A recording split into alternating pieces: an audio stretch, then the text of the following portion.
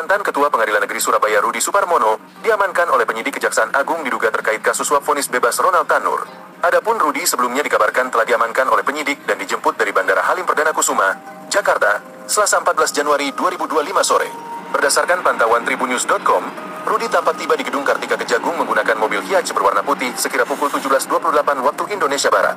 Saat tiba di Gedung Kartika, Rudi terlihat mengenakan kaos berkerah berwarna biru dongker dan mengenakan masker. Ketika tiba, Rudi juga tak melontarkan sepatah kata pun dan hanya memberikan gestur namaste ketika disapa awak media.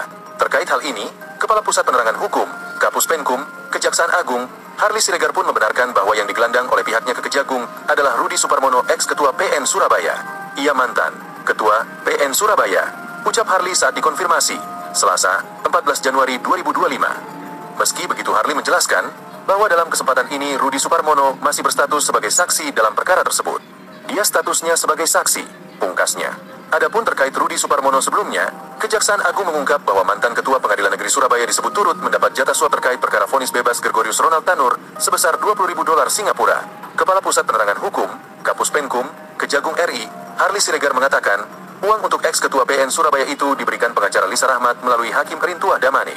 Selain untuk para hakim yang menangani perkara, sejumlah $20.000 Singapura untuk Ketua Pengadilan Negeri Surabaya, kata Harli dalam keterangannya, Jumat, 10 Januari 2025. Tak hanya Ketua PN, dalam kasus itu diketahui juga terdapat satu orang lain yang direncanakan untuk diberikan suap oleh Lisa Rahmat, yakni Siswanto selaku panitera pengganti.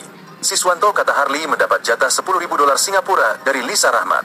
Kendati demikian, uang suap yang sudah disiapkan itu urung diserahkan kepada kedua orang tersebut dan masih disimpan oleh Rintuah Damani. Akan tetapi uang sejumlah $20.000 Singapura untuk Ketua Pengadilan Negeri Surabaya dan $10.000 Singapura untuk saksi Siswanto selaku panitera belum diserahkan kepada yang bersangkutan dan masih dipegang oleh saksi Rintuah Damani, katanya. Sebelumnya, penyidik Jampitsus Kejaksaan Agung, Kejagung, menetapkan 3 hakim yang memvonis bebas Ronald Tanur di PN Surabaya sebagai tersangka. Ketiga hakim itu yakni inisial Ed, HH dan M ditetapkan sebagai tersangka dalam kasus dugaan tindak pidana korupsi berupa suap atau gratifikasi. Penyidik Jampitsus Kejagung juga menangkap satu pengacara berinisial LR setelah ditetapkan sebagai tersangka. Kasus dugaan suap dan gratifikasi terungkap berawal ketika penyidik menemukan kecurigaan dalam putusan bebas Ronald Tanur dalam kasus pembunuhan terhadap kekasihnya, Dini Sera Afrianti, oleh ketiga hakim tersebut.